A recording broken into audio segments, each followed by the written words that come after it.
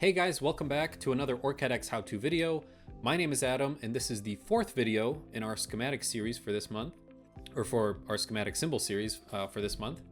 And in this video, we're going to talk about how to create some simple schematic art for things like your connectors, your mechanical components, things that usually need some other type of indication about what that component is doing. That's just nice to include kind of as a drawing on your schematic symbol. So what I have here is actually a symbol that I drew for a USB connector.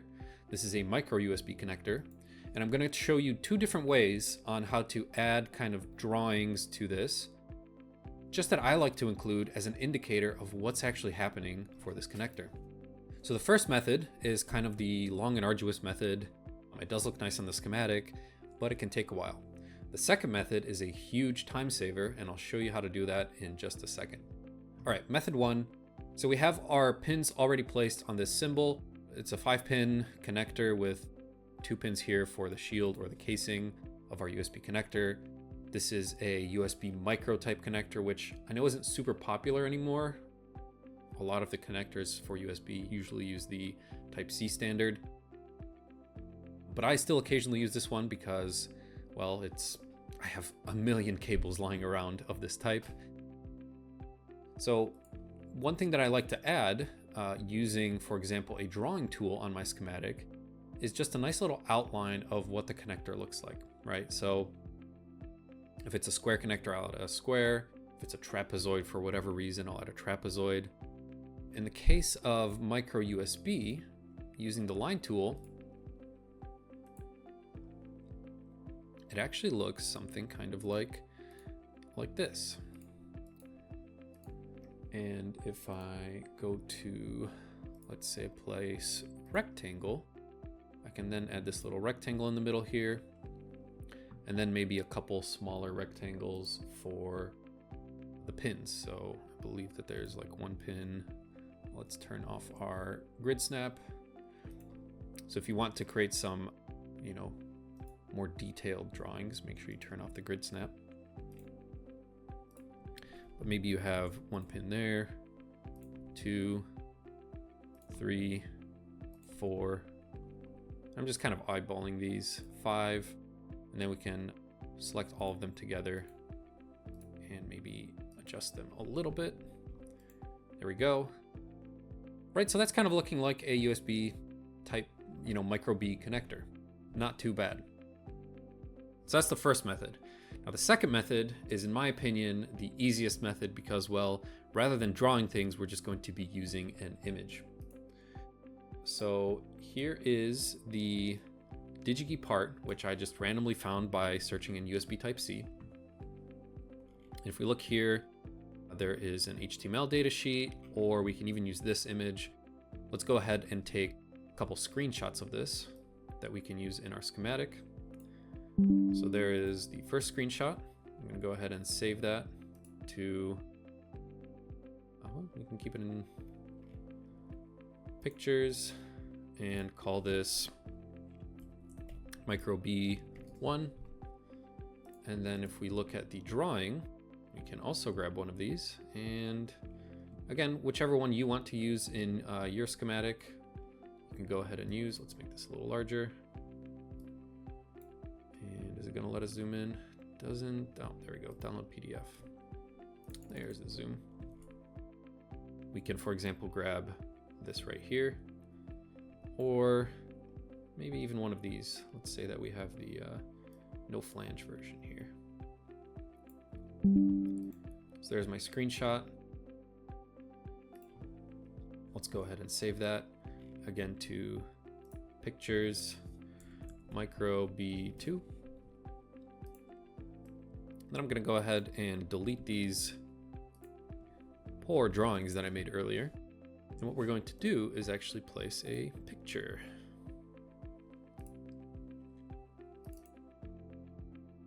Let's go ahead and click all files in the file type, and we want this micro B here. And then we can go ahead and place it on our schematic. Now, if you watch some of the previous videos, I do usually recommend that you either take the image that you're trying to place in your schematic and make it square, so add some white space just to make it, you know, fit a little nicer, or have a really good eye and make sure that it looks nice in, you know, when you're trying to adjust the ratio of the length to the width so that it doesn't look too stretched in either direction. So there's one version of the image. Let's just say that we had a converted view here. You know, maybe in the converted view, instead of this image, we use the second one. So place, picture,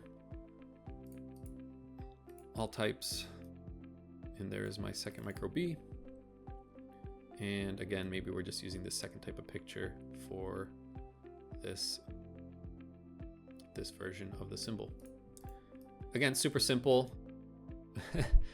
Not exactly rocket science when it comes to drawing these, but it can really make your schematic stand out because you will have some very easy to follow, you know, indicators or images, diagrams, whatever it is on your symbols, maybe to help a user identify, you know, what the symbol actually is, the component that is being placed on your schematic. So let's go ahead and find my component, which I just created here, which should be the USB micro B. Oh, there it is. So there is the converted version of it. Let's actually go ahead and adjust this image so that it's not on the outline. So let's place that. Oops. Update our cache.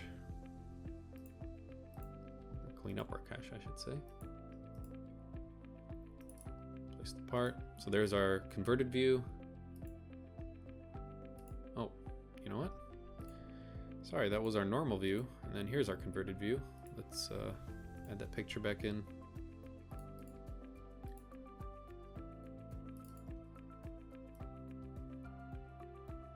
There it is. Save that, place our rectangle. There we go, now we're cooking. All right, let's update this.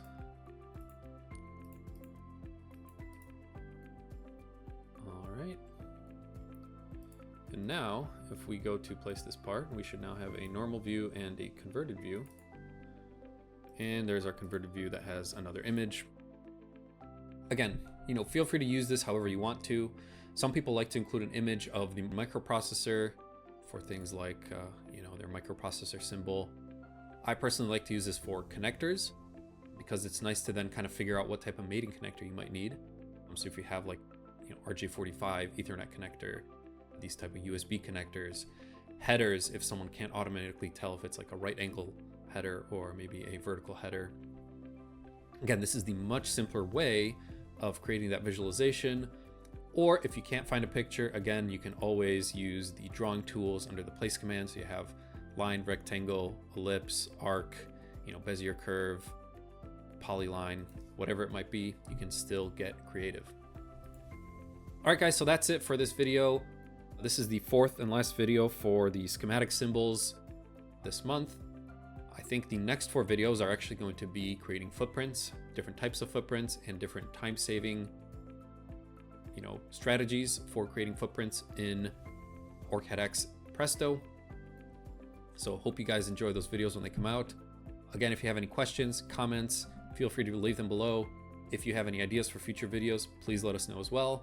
Again, thank you for watching, and I'll see you in the next one.